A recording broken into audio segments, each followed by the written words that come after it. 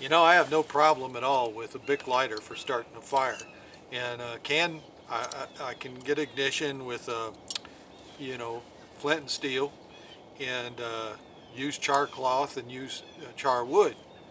Um, I've never tried nor had the inclination to learn how to use a spindle and drill. That's just me. I know a lot of people do, and I think that's great. It's a good skill to have, I suppose.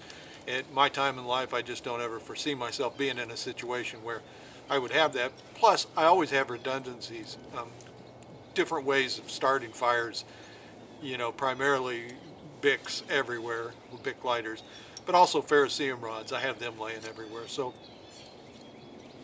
the Ferrocerium rod, if you are not familiar with it, and I'm not going to go into a lot of the details about it, you can Google that.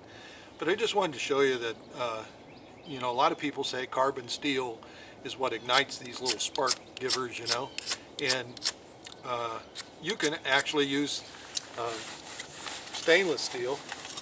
It doesn't have to be carbon steel.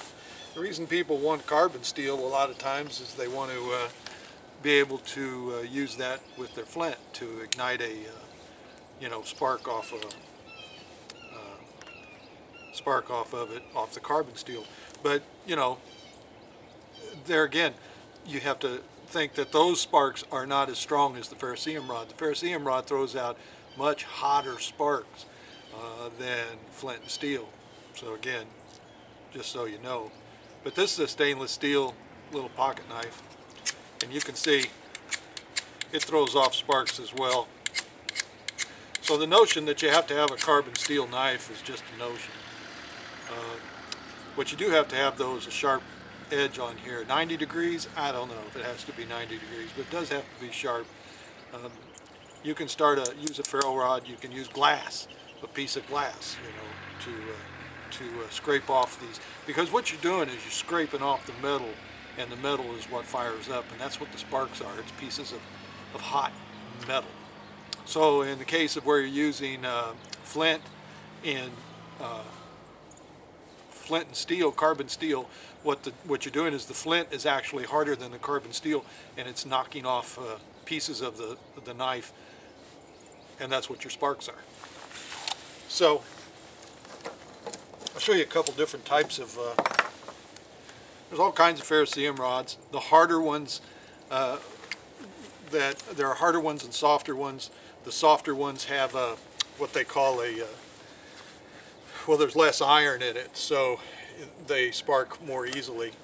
And the softer ones, there's less iron in it, and so they tend to shower sparks.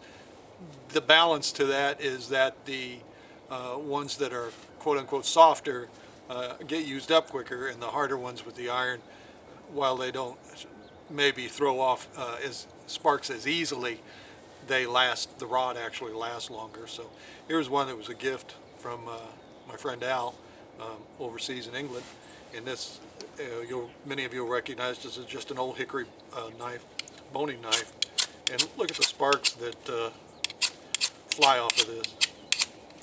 Little trick that I've done is you put some tape around the outside of this, and that way you don't run the whole length of it, and you can just it forces you just to use the end of your again, some people call them sparkers, ferro rods, ferrocerium rods, lots of different names for them.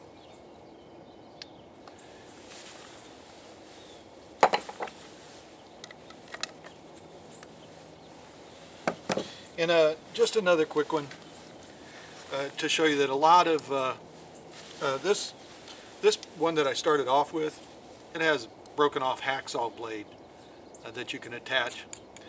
One thing you want to make sure of is that you have plenty of string in between here to, if you're going to do that and attach it, you want to have plenty of string. And while you can use your knife, I'm an advocate of having a striker with it. This is a product from Gerber, a Bear Grylls unit, Ferrocerium rod, and you know, I'm not a real big fan of a lot of Bear Grylls stuff, you know, but this one here I really like, It, as you can see, it's got its own striker. It's a very, very nice rod. Hey, one thing I should mention, this is Rita's, by the way.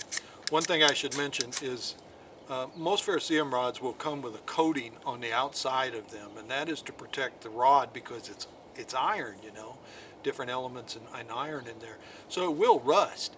If this is left in a wet condition, this will rust on you. Now, if it falls into water, unlike matches, or you know, if a BIC falls into water, you can eventually get it going again. But if this falls into water, it's going to inhibit the sparking ability. But it dries off really quick, really easy, and regains that sparking ability fast. So, but they will come with a coating on them, and you just scratch that coating off in the first few uses and get down to the bare metal again. Again, you have to watch it though, because it can rust on you.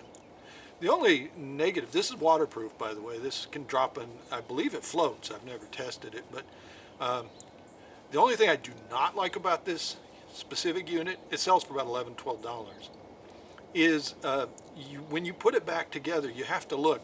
You see this little thing that they have here, written here, and they have some cute little things that come along with this, but that's where your striker has to go in for it to fit. Otherwise, you know, it's not going to work. So, well, this was just a little touch and go on the Ferrocerium rods, and really didn't get into a whole lot about it. But for those of you who don't know what it was, or those who do know, and thanks for just, you know, watching to see if I farted during the video. But anyway, you know, if you don't have one, I think you should get one, because number one, they're just a lot of fun. They must be, because everybody that's into bushcraft and camping like to spark that thing. And at night, I've heard it said that you can use them as a surprise safety element. You know, if you were out and about, a bunch of hoods ganged up on you, you say, get back, get back. Thanks a lot and have a good day.